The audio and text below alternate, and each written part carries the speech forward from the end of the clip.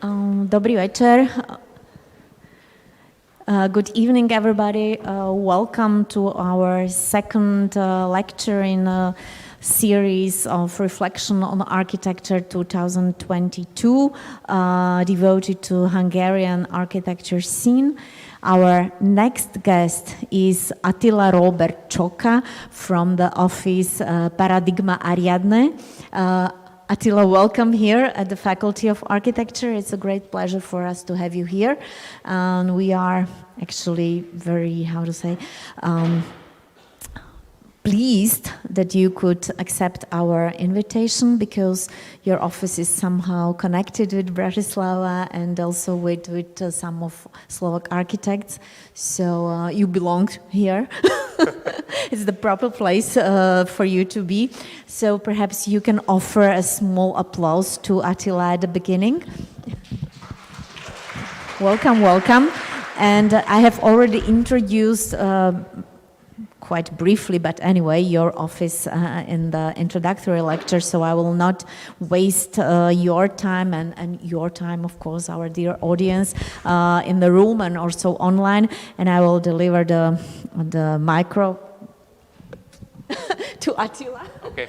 And yes, the floor is yours, and yeah, good luck for the lecture, and we are very curious what will you show us about your work. Thank you very much. I just checked the lecture of Zsolt, what he did last week, and I think this is a strategy of Henrietta to put as much pressure to the lecture as she can. And with this applause, I feel really strange, but thank you. Thank you for having me. It's my pleasure to be here and that I can represent Paradigma Ariadné here in the lecture series Reflections on Architecture. In the very beginning, I have to admit that I was struggling with the preparation for the lecture, also because I'm used to it much shorter presentations, so I always have to rush with my words. Now I have to slow down and take time to each thoughts and ideas. I hope you will enjoy it. On the other hand, I don't want it to repeat all the words what you can find on YouTube or on our website. I really wanted to bring something unique for you through which maybe you can understand how we work, how we think, how we manage our studio. As far as I know, you are in the end of your studies, so hopefully you can get some insight how to start an office, maybe. As Henrietta told, my name is Atilla Róbert Csóka. I'm co-founder of Paradigma Ariadné from Budapest. My partners are David Smiló on the left, no, on the right, and Szabolcs is on the left. We established the studio 6 years ago, and now we are working with 8 to 10 people in great variety of architectural works. 6 years ago, in this time of the year, 3 of us just sat together and gathered in a small apartment in Budapest with a company of some drinks and started to make plans. Started to make plans of an architecture studio, our studio. And obviously we have more than 12 years common history. We did several projects, small-scale projects in the university, like exhibitions, small installations. We organized events and conferences like this one. We published student magazine and so on and so forth. So it was a kind of a clear path how will we work together, but we had the question how to turn it to an architecture studio, and for this question you have to ask really basic questions. what you want to work, how you want to work. And back that time, the most important thing was under what name you want to do this. We really wanted a name like, if we introduce ourselves, then we introduce not just the studio, but the thoughts behind. And it turned in the time to kind of a marketing tool, because in any kind of companionship, if I tell I'm from Paradigma Ariadné, it follows the question, but what the heck does it mean and where does it come from? And this is an opportunity to introduce yourself, not just that I'm an architect from a studio. So that time we were really interested by two person. Thomas S. Kuhn is one of them. In the structure of scientific revolutions, he introduced the paradigm, as the sense as we use it today. Thomas S. Kuhn is a scientific historian, let's say. And in this book, he tries to describe somehow how the history of scientific works in a bigger period, how they compete to each other, and how you cannot compare one topic to another one, because sometimes even if it's parallel, it's not kind of an evolution, but there exists different topics, different fields, and different paradigmas, let's say, paradigms. A fun fact or an interesting research, if you experience, let's say, if you exchange the topic of science, every word of science in this topic to architecture, you will just blow your mind, because somehow everything will be clear about the ecosystem of architecture, not just the contemporary, but the historical as well. So that's how Paradigma came to the picture. The other name is Beatrice Colomina. She is a professor and architectural theorist from Spain, but mainly working in the US, teaching in several universities. And we just got the book called This Is Not Architecture, which is a collection of essays. Beatrice Colomina essay is the architecture production. And in the foreword, she is arguing with the general knowledge that everybody knows that one kind of archetype of architect is Daedalus. And she asking that what kind of architect is who couldn't find a way out of his structure. Daedalus built the Cretan labyrinth by the commission of King Minos to put the Minotaur in it, and he was not able to find a way out. So with his son Icarus, just flew away from that vortex. But Ariadne, with the ball of thread, according to Beatrice Colomina's theory, was the first architect, and this kind of act of giving the ball of thread to Theseus was the very first architectural work through which Theseus could understand the structure of this labyrinth and find a way after he killed the Minotaur. And in the sense of our time, architecture means this kind of representation and description, how to describe architecture in itself. And I know Professor Henriette is expert in the field of modern architecture, so I brought some really basic questions also to her, but to everybody. what if we ask that is a pen architecture? Or is a chair architecture? Or is a painting architecture? Because these kind of questions were in our mind after we got our name, and we needed to define what we want to do.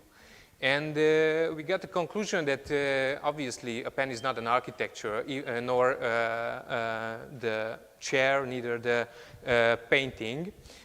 Architecture must be something different than the cities, buildings, interiors, must be different than the built environment.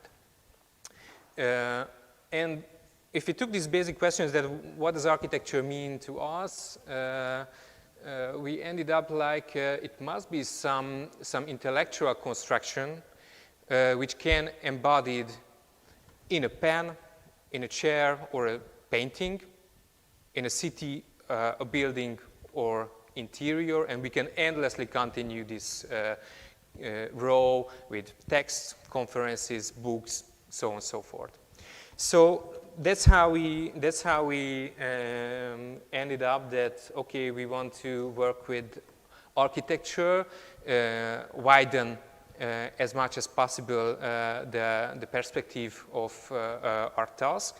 And that's how we could describe it to clients or to greater audience. So in our studio, we do architectural design and architectural cultural management. The topics and the mediums was not planned. Everything except the topics and the mediums. So in the last 6 years, we had several design projects, curatorial projects, editorial projects, and also teaching. Altogether, we did around 170 projects. I don't know if it's a lot or not, but it was an interesting time for us. 2 years ago, for kind of a similar lecture, we sat down and took a snapshot of our works. And this is how we represented these kind of works, where you can find kind of a flow of ideas, kind of an evolution of thoughts. None of the projects of us is in a bubble, all of them connected somehow, basically because we do it, 3 of us and all the colleagues, and you cannot step out from your point of view, what is in your mind. It will be, it will affect on your work as well. Now it's time to refresh this kind of map, but somehow it's always a good expression how to describe that we work on several plot projects. One of the projects I want to follow this line and follow this journey, the Venice Biennale, what we did last year together with Daniel Kovács, who will be also lecturer later on in this series, and among 11 other architect studios from the CE region. But before we go there, I have to start it way before. Even before we started our studio, Paradigma Ariadné, and we were thinking about how to manage ourselves, how to work with different kind of topics which we were searching for. We got an opportunity to team up with Daniel Kovács, who is an art historian, but he's working mainly on architectural fields. And after rejected the proposal for the, I don't know, 2040s Biennale, maybe.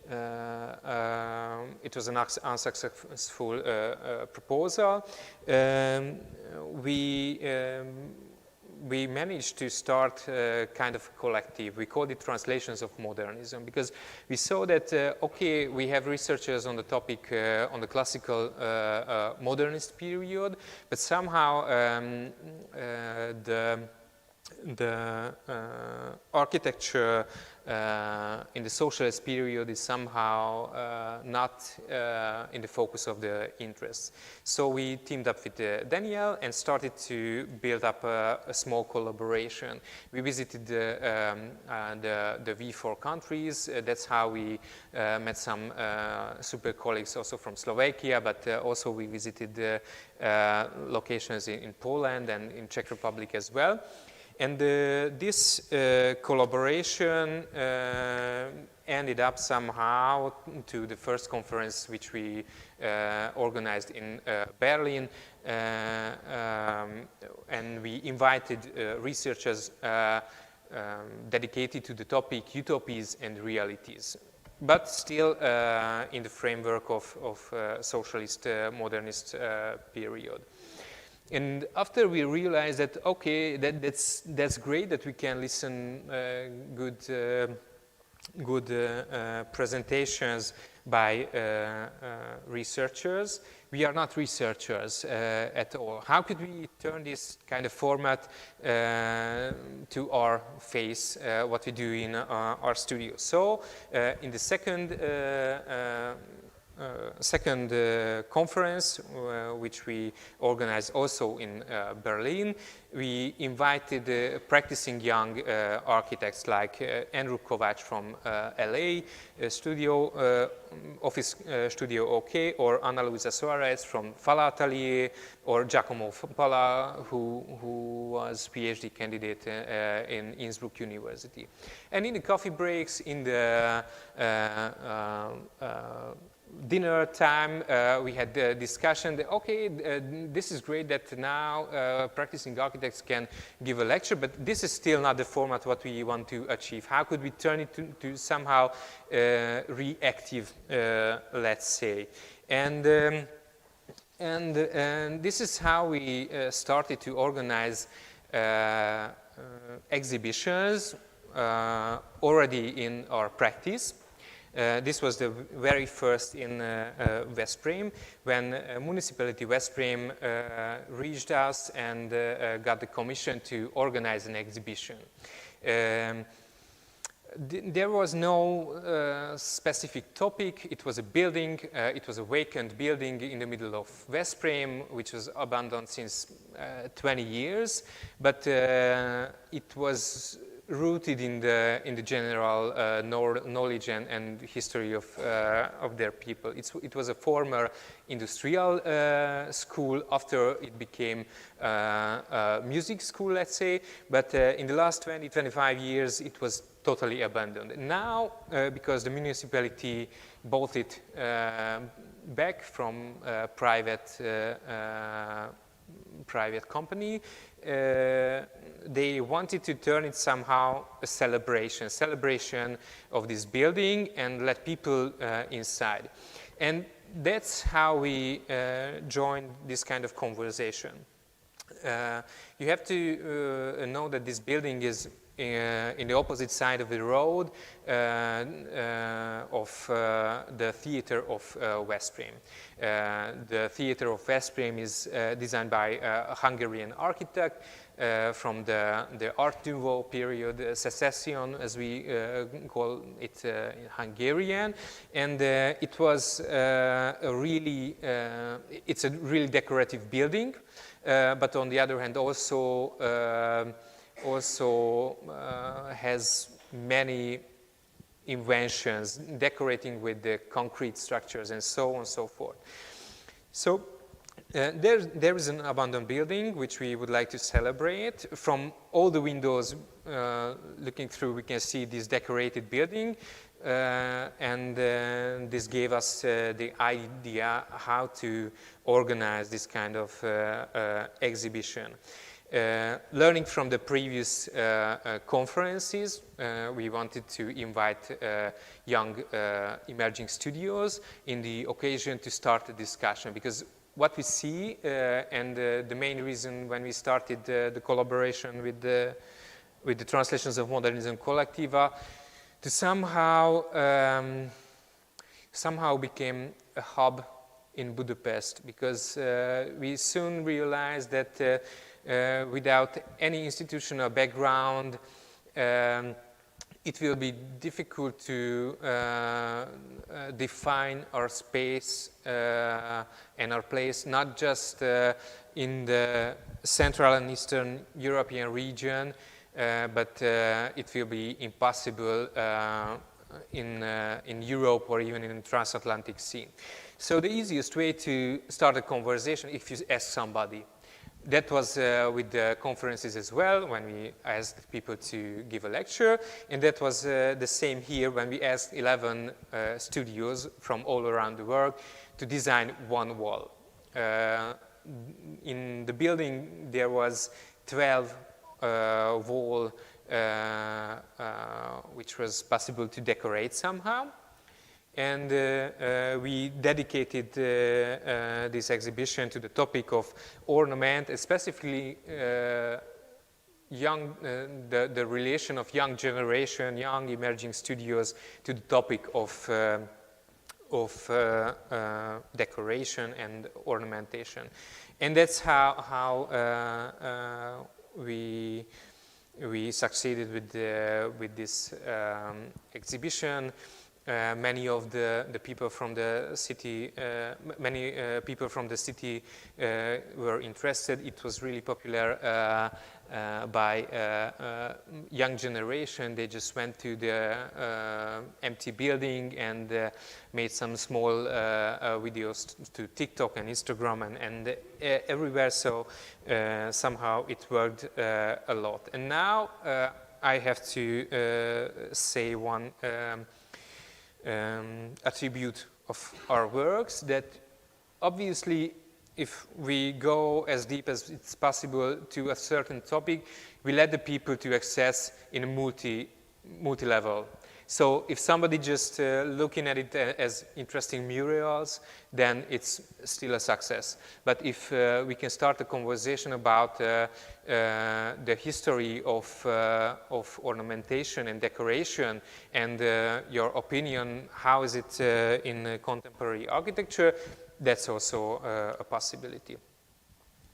The second edition of this kind of collaboration was still in Veszprém, because Veszprém was a candidate of European Capital of Culture, which will be in the next year. Here you can see the Haskovo housing estate, which is a socialist housing estate with 20,000 inhabitants, so it's really a huge one. It was designed around 5 to 10 years and constructed in 20 years, so it was really a short period how a city became part of another city, which is Veszprém, but still it has no such qualities as the cities can have. Before the lecture, we just walked through the city here in the neighborhood, and it was interesting to see many traces of the city from the 30s, from the 80s, and even from before. Here, it doesn't exist. It's just a really short period of the history. And it made us to think about that, okay, how could we understand this kind of cities? How could we think about as a city if it has no such qualities as a city has? And again, we got to the books and texts, and we were thinking about the notion of Aldo Rossi, the urban artifact, and we asked our friends to let's think about how to implement something missing from the city to this housing estate related to the topic of urban artifact. That's how our colleague sees from Point Supreme to Mayo and Supervoid. Our narrative is, for instance, about the proposal of the work of Point Supreme is that the modernist cities are really missing the human representation. If you see a classical building, then you can see atlases holding the structures or just faces, any kind of decoration. But since the modernist movement, we don't use anymore this kind of illustration. Also, the Mayo's sculpture is a kind of a pool where water can collect it, let's say, or the column, two columns were made back there. And also here is ours, as we call it, the fourth ruin. Because if you start to think about the ruin, and collect the attributes of the ruins, then you see that a ruin, someone had a function, but it's lost its function. A ruin has materiality, and the ruin has a certain shape of ruin. And in our concept, the first ruin is something which had back then a function, but it's demolished or reached the current state. It's still with original materiality, made out of stone or brick or whatsoever, and it looks like a ruin. This is the first ruin. If we take one attribute, then we end up got the second ruin, which is the fake ruins, let's say, for instance, in gardens in France or in England, where it looks like a ruin. It is made out of stone or bricks or real materials, but it's never existed like a whole building. This was the second one. And the third one, what you can see in amusement parks, where it looks like a ruin. It looks like it's made out of stone and bricks, but it was never an existing building, and it made for occasion to amuse people. And if we take the third attribute, the materiality, we end up to our ruin, the fourth one, which looks like a ruin, but it had no any former function. It's a completely different material. It's made out of styrofoam coated with a specific material, and just trying to give visual pleasure, let's say. But I don't want to go too deep. It was an open-air exhibition with a guideline and a theoretical background. It was before the coronavirus, but it was perfectly virus-proof, let's say. And after this, we got to the Venice Biennale. I brought to you some copies of the catalog. You can reach out in the library. In Hungary, the commissioner of the Hungarian exhibition in Venice Biennale is a Ludwig Museum. Ludwig Museum always has an open call, a competition for this title to curate the Hungarian exhibition. And with this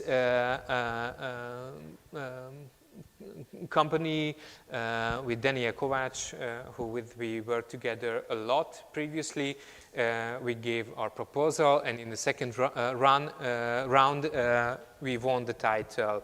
The competition, the concept of the exhibition was about to start to think about how to behave, how to work with socialist, modernist architecture from Budapest, because that's quite common that there's only two answers for these kind of buildings in Hungary. One option is to demolish them, and the second option is to cover it with heat insulation.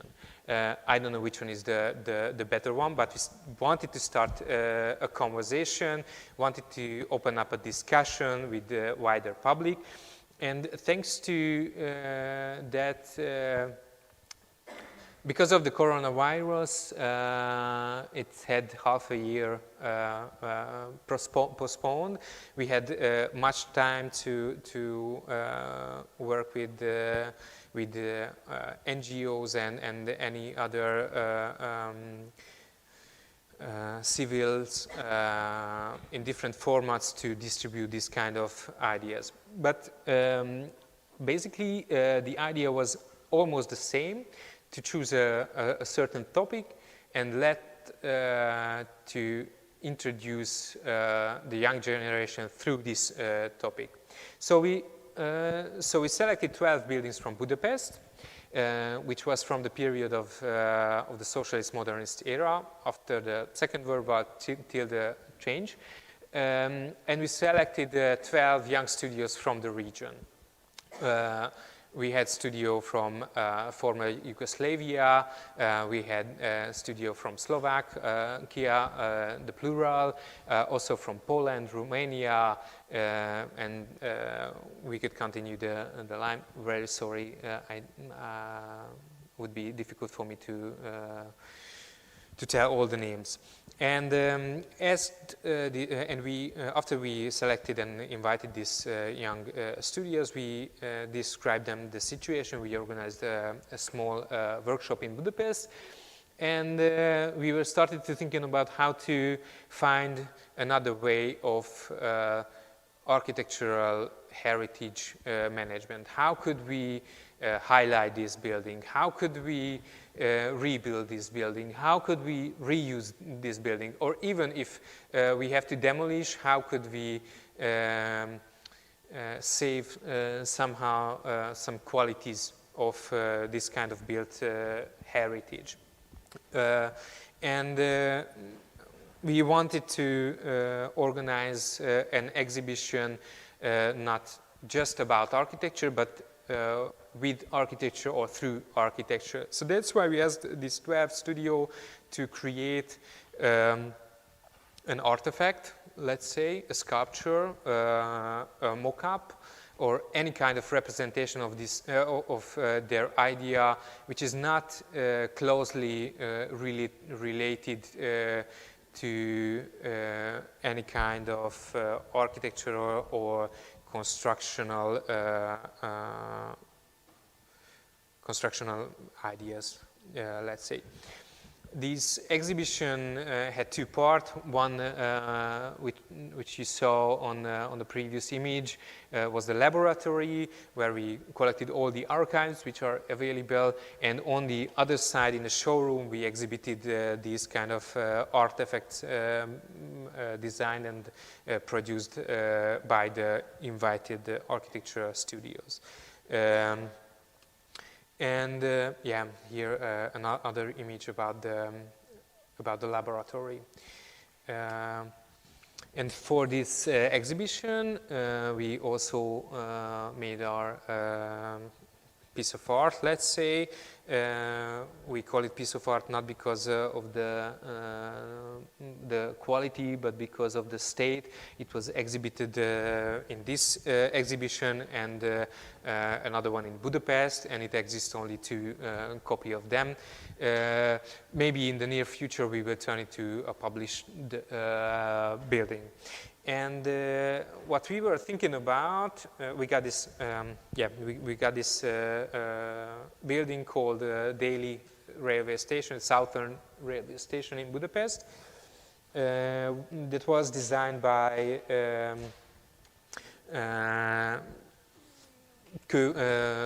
architect called Kővári.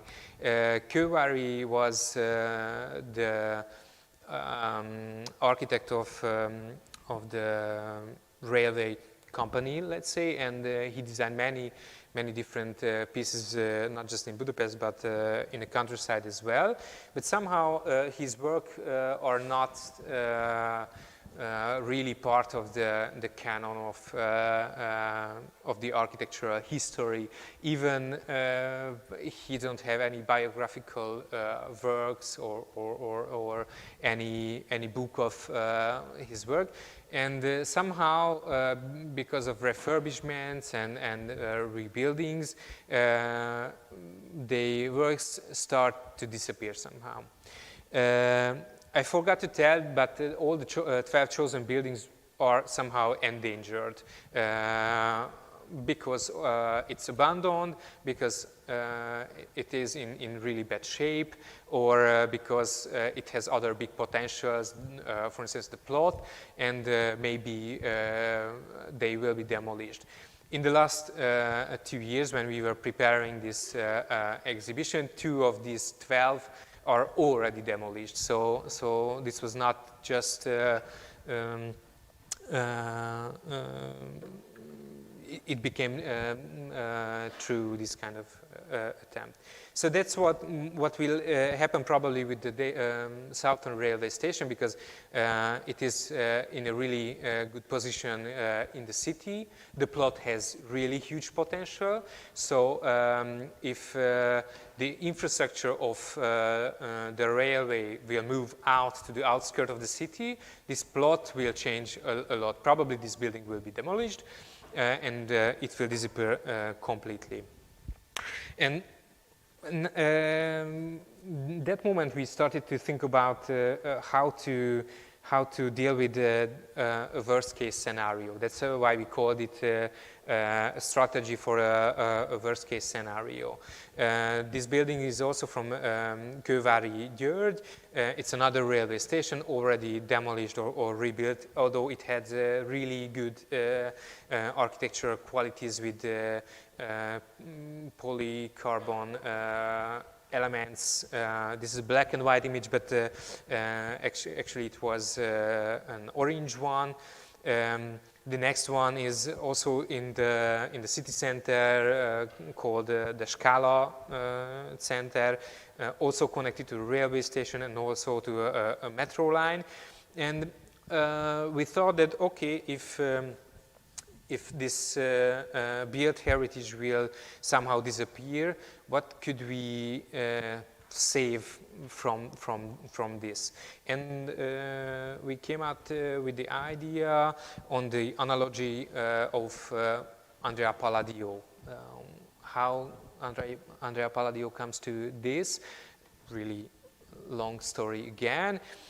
But we realized that a kind of a style of an architect can survive the architect for decades or centuries. That's how it happened with Andrea Palladio, because he designed the Palladio motif, which still represents kind of architectural style, even if it's designed on a postmodern building, maybe. So on this analogy, we tried to investigate and tried to collect all the information about Kővári György and about his style. We made a research and analysis of these buildings on different aspects, like functional aspects, spatial aspects, or material aspects. And when we finished this small research, we started to make case studies. How can you implement this kind of inputs to certain buildings?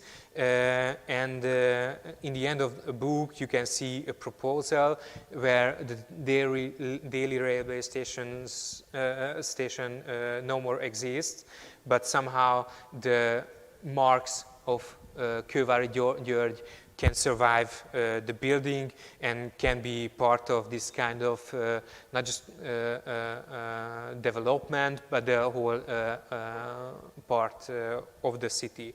So if we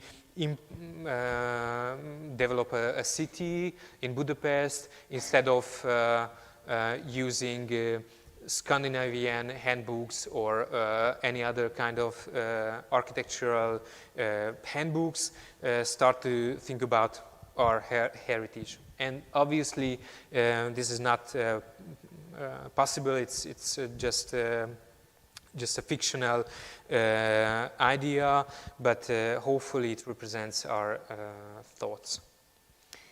You can see some other pictures. The other topic I would like to introduce you after I was talking about these collaborative works and how to become kind of a hub, how to become part of a discussion in not just Central and Eastern Europe, but also maybe in Europe or in the transatlantic scene, is it's really easy to describe our work of three of us through this continuous discussion. I don't know, since 12 years we had a chat wall. It's started on Google Hangouts. Now we are on Facebook chat, and we are always online. Now a bit less and less because we have family and so on, but we are continuously in contact with each other. If somebody has an idea, crazy or simply or just interesting, always share to each other, and that's how we try to trigger ourselves. And as I mentioned in the very beginning, we were really focusing about always the self-descriptions, the self-definitions. And if sometimes we accomplish a project, we always try to title, not just using titles as architectural styles, but to understand what we did on that. And this is also kind of an evolution of self-definition. When we were starting to describe a certain project, I will not read it. You can see the playfulness of these notions, but these are really describes well not just our works in the scale of installations, but also in the scale of bigger project. What is important in this case, if we're talking about context, how can we step out from that point of view, talking about context in the sense of physical way? Because there are many other contexts, and even architects mostly talking about contexts in the forest, context in the Swiss Alps, context in the Atlantic, next to the Atlantic Ocean, and so on and so forth. But mostly we don't have such projects. We have to widen this perspective as well. You can start to think about social context. You can start to think about cultural context, and you can continue this. You can see on this image some of our installations we made in the last 6 years. The slanted house, the photo booth Pantheon, on the right bottom you can see the tiny Arch de Triomphe, and on the bottom left you can see the San Bartolome hut. And if we name something, a project, mostly it's really literally the same. So the photo booth Pantheon actually was a Pantheon shaped like a building for the Hallowwood Festival, where we put 360 degree camera in the middle of it, and and people who were the saints, let's say, of this building camp could picture of themselves as part of the building. The slanted house, if we look at from the image, is simply just a house put to the hill and not thinking about to make it level. On the other hand, it has many other levels, many other layers to thinking about the essays of Kenneth Frampton and so on so forth. Now I would like to introduce the San Bartolomé hut. Last year we were invited to contribute in the festival Concentrico. It is in Spain, Logroño, one of the most important architecture and design festival in that region. And if we got an invitation like this, we again start to think about contextual traces, but it's really difficult that you don't know anything about the place.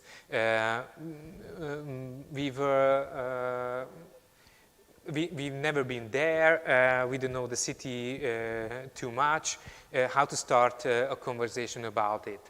Then you have to be, again, on one hand, really direct and really banal.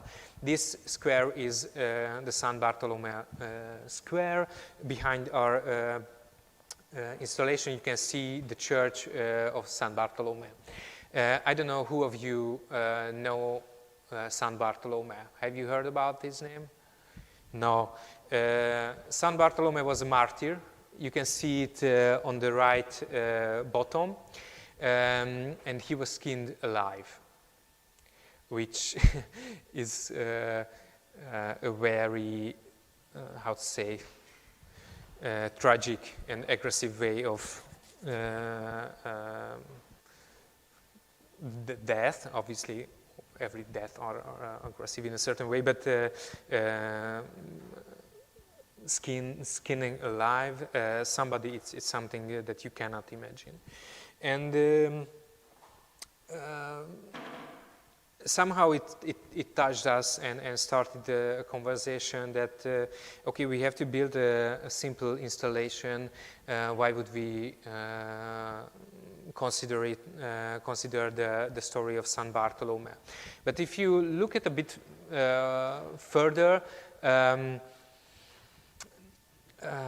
skin, it's not just something we have in our body, but also in the conversation when we're talking about architecture, buildings can have also a skin. And now the system started, and this endless continuous conversation came to a certain point when we got this really primitive form of the structure, what we built of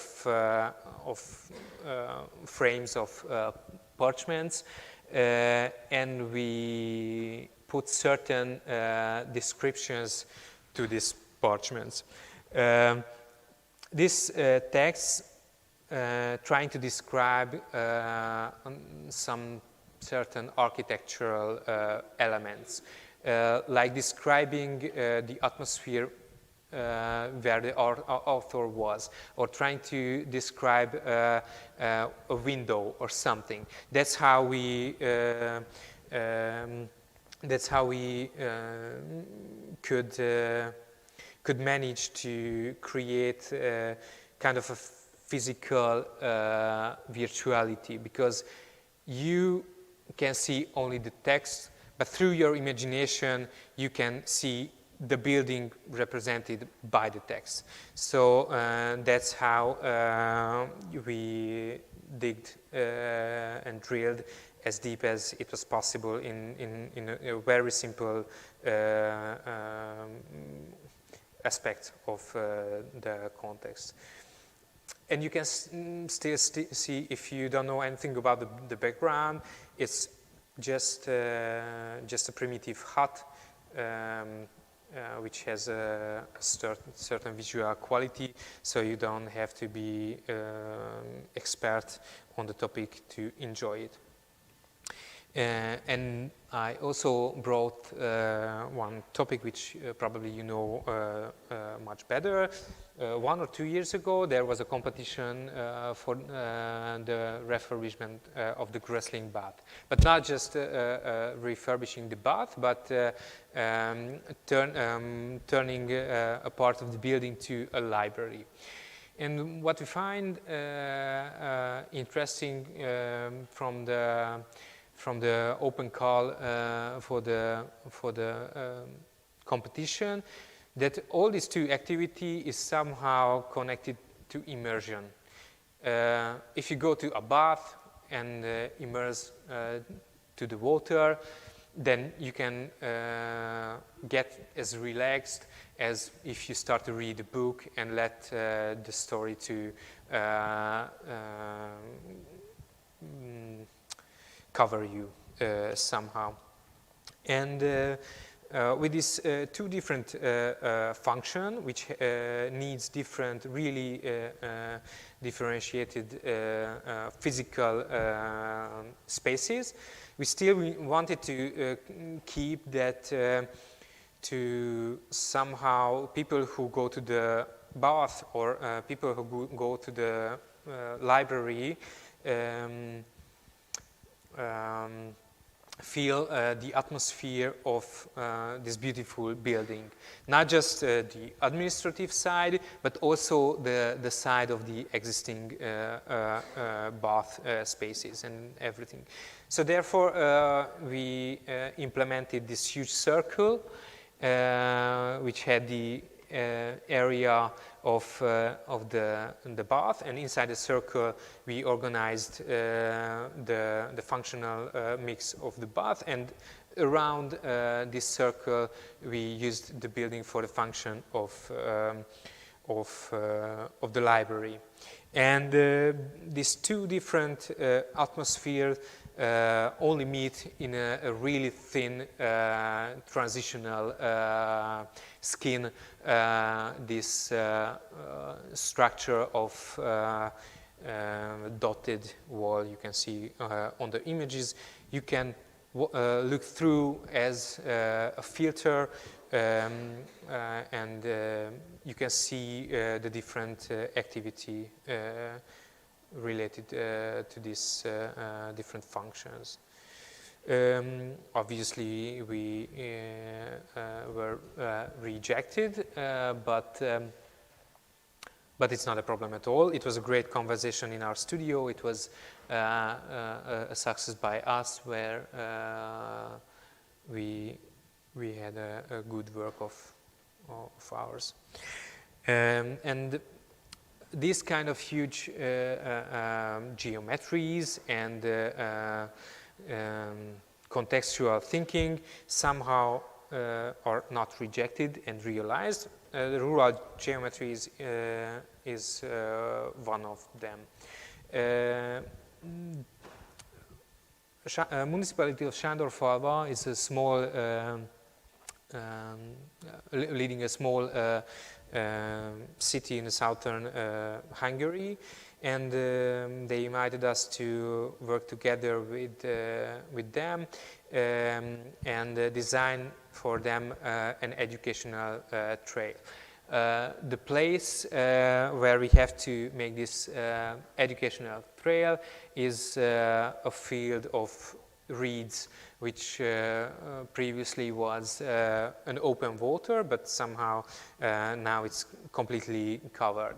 And they had the intention to recultivate this place with the help of buffaloes.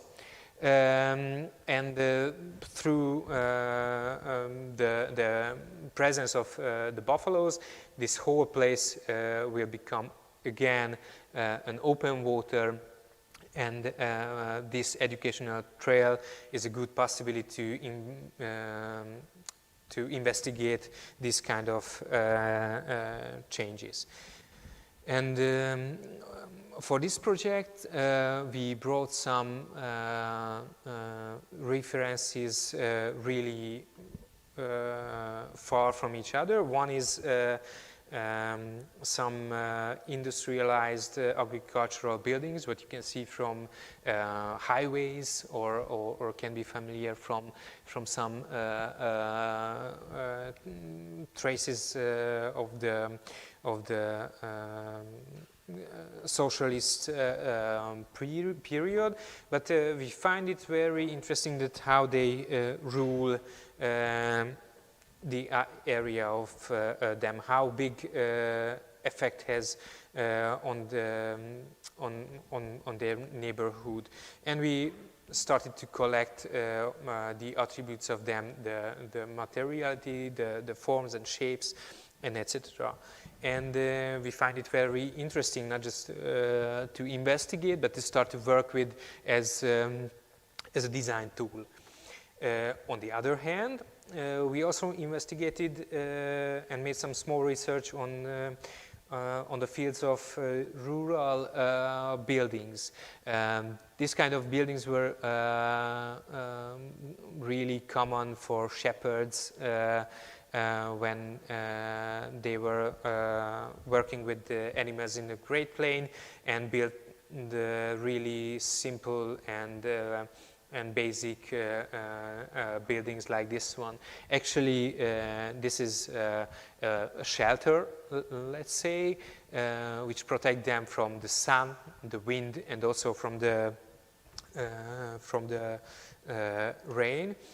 And we saw that even it works with completely different articulation and completely different tools.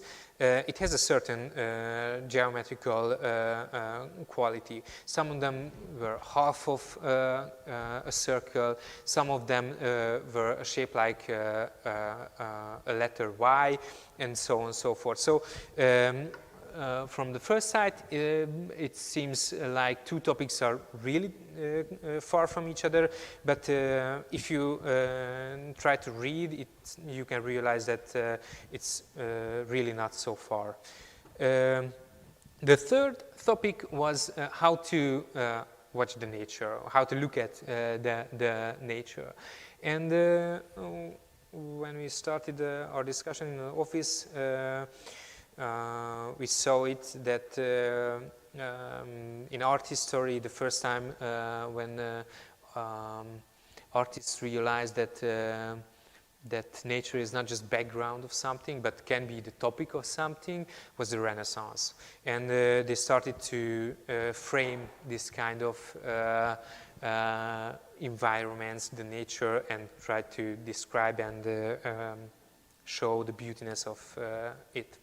Here you can see the plot, the area, what we were working with, and here we can see the area view of our proposal.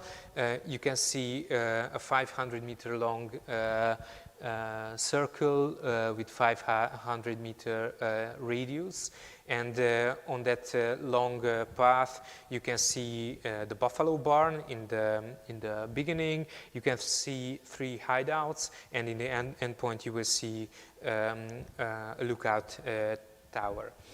And after we collected all the references, after we find the way of the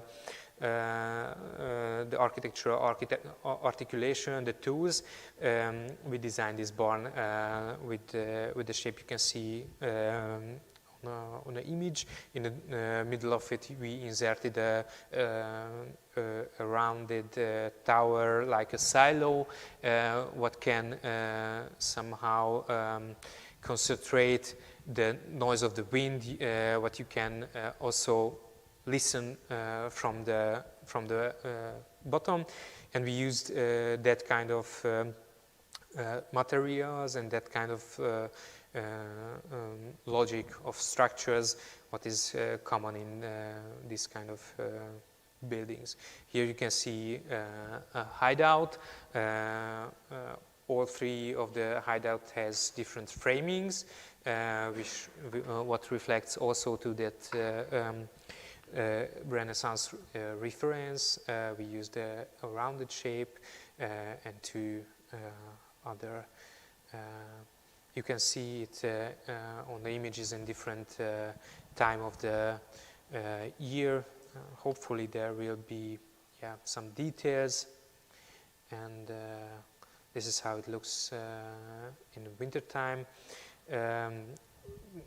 People really likes it, and it's always a pleasure for us to see how they use, how they post from them, and so on and so forth. So even here, it seems like the context, the theoretical background are a long story, a long narrative. It's a great way how to represent your works, also for the clients, but also for other audiences. Briefly, I will present a project, what we call it No Place Houses. This one is an art project, let's say, a design and cultural project, also a teaching platform, and also portfolio building. We started 2 years ago with one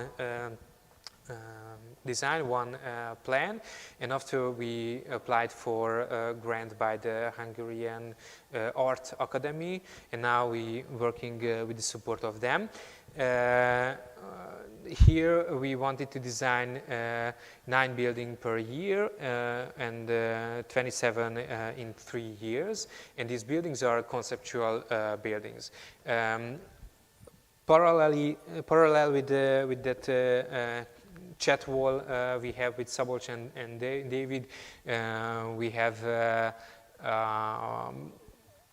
a situation many times when some of us just came into the office and telling that, okay, I had another house, I had another idea, would be great to develop it somehow. Probably you will see if you start to work that there are much more ideas than clients and commissions. So somehow it would be bad if we can let these ideas just loosen. So with this attempt, we started to work with this kind of conceptual houses. And in the specific case, we saw some references from Hungary, from the modernist period, where the outskirts of the former Budapest was in a huge development. Then we find some recent attributes of these kind of buildings and also the representation. Now these buildings has quite different outlook, and not just because something changed or badly refurbished, but also because the environment changed a lot. Another situation that the outskirts of the current city of Budapest is full of bad quality architecture. The agglomeration is in really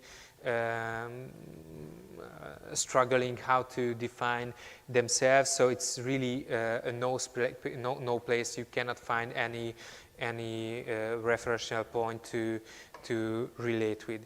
So therefore, we started to work with this kind of visionary and conceptual houses.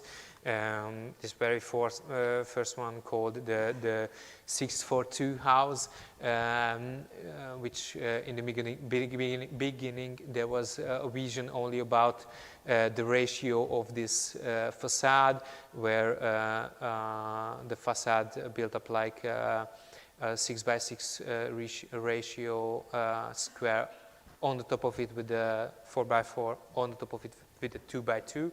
And from this initial idea, we developed the whole concept and the floor plans and everything. And we tried to use the 3D renderings as realistic as we could, not to leave anything to imagination. Try to cut the image as narrow as it's possible, because also the context is not really important. and we followed it with different other ideas, like this one, which is an optical illusion of a childish drawing on a curtain, how this house could look like, and we have this proposal with a triangle shape with an atrium in the middle one, which from one side it looks the same as you could see from that carpet, but from the other side the illusion is unveiled. And I would like to end my presentation with some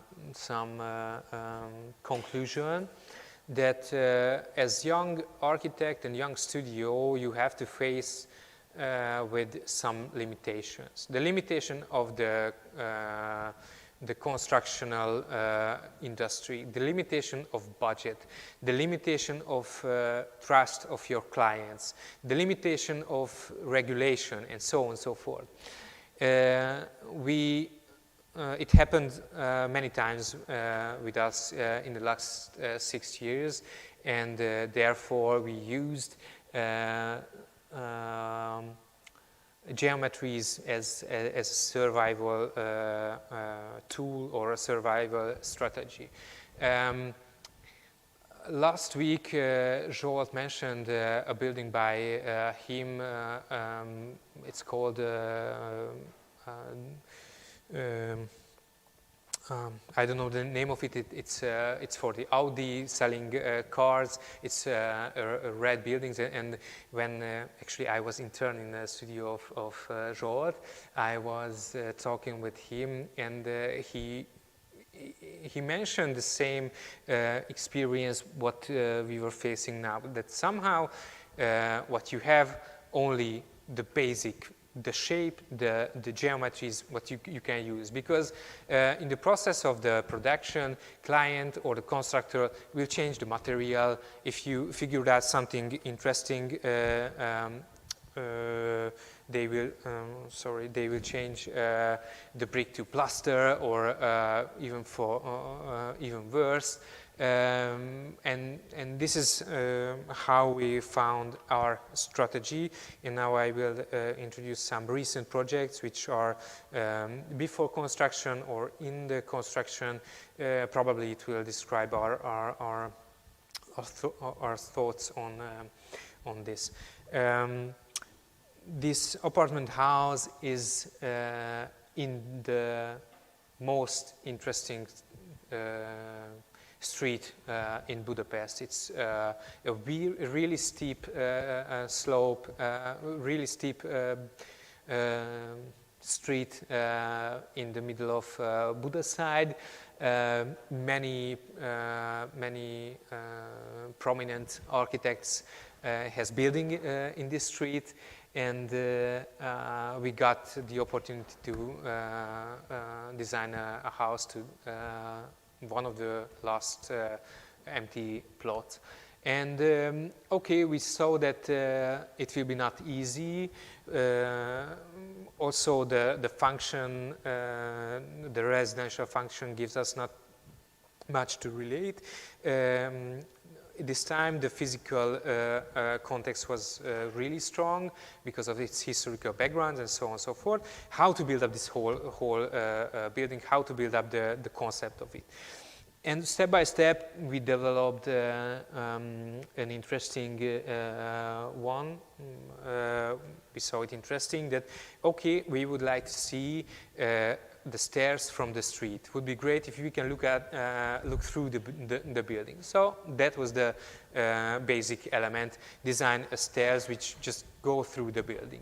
But this ended up that, okay, if we have to enter to different levels, and we still have to divide to 2 apartments, somehow we have to divide in a smart way. That's how we invented this zigzag-ish shape wall which goes through the whole building. this distinction made it possible to give two faces to a building, a simple one with rational columns and beams to the backside, and some ornamented and well-formed in the street side. And for this, we made many different patterns and many different tiles and motifs and colors and everything. And in a certain point, it ended up that it has to be plaster. But because what I told you before, it was not about the quality of materials. It was not about the quality of details. It's still the building works and still has a potential to become an interesting one. So these are just sneak peeks. Hopefully it will realize soon. The other one, we have a great revival in the functions of small cabins in the hillside. All of them must be with Shōshugi ban coverage. All of them looks black. It's the need of the clients. What to do with if something is so strictly defined, more than building regulation and else. That's how, again, we made a distinction. We put a simple rectangular shape to the bottom and the triangle on the top of it. And with this kind of tension, we hope it could be an interesting small-scale project of us. Still, if it will be any other claddings, any other material on the building, the shapes and the forms and the geometries still works and drives this building. Or we had a project in the city of Veszprém, which was rehabilitation of a public space. What started with 5-meter wide pathway with different colors and materials. So really richness of ornamentations again, but through the process it gets smaller and smaller. It's changed a little bit the way of this path. Now it will end up like 1.5 or 2 meter wide running pathway, but still the general idea how to work in a field of a natural and built environment with these shapes, the general idea could survive somehow. Another project which are under construction, still we failed to convince the client, also the constructor, to bring through the original idea how to print a facade of redstone, which is a commonplace in that region nearby the Balaton, where we tried to find other way how to build and how to use this kind of heritage, because the original shapes and the original attributes rule the idea. Somehow the quality of the construction will be acceptable. So that was I brought to you, and I hope you enjoyed. Thank you very much for your attention, and if you have any questions, feel free. I'm really waiting for it.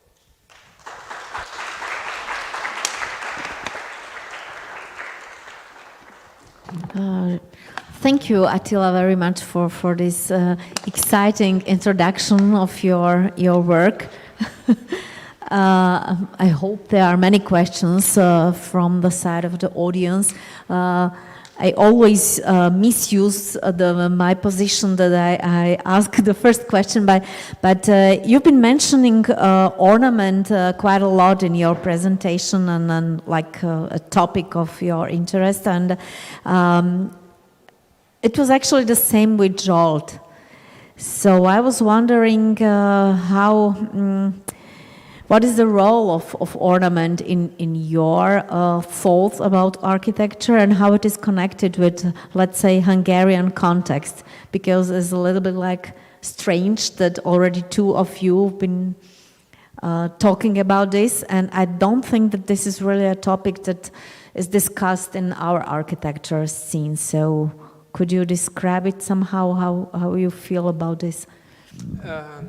Hopefully, yes. What I was talking about when I tried to describe our approach to architecture is to be as open as it's possible. And it's true when we're talking about the context, and it's true when we're talking about the medium of the production of architecture, and it's true about also styles or movements or any kind of fashionable approaches. So what we saw that ornamentation and decoration is really missing. Really missing from the language, from the vocabulary of architects, especially in Hungary. It was probably because of the modern movement had a really huge effect on our current architectural scene, but also maybe because of the rejection of the postmodern. I don't know. As I told you, we are not researchers on the topic, but we see a lot about it. Somehow now still working with this kind of elements, with this kind of language is surrounded by rejection. And if something is rejected, it became interesting or important for us. That was the same with the architects and the buildings from the socialist modernist period. It was really uncovered 6 or 8 years ago in Hungary. Now just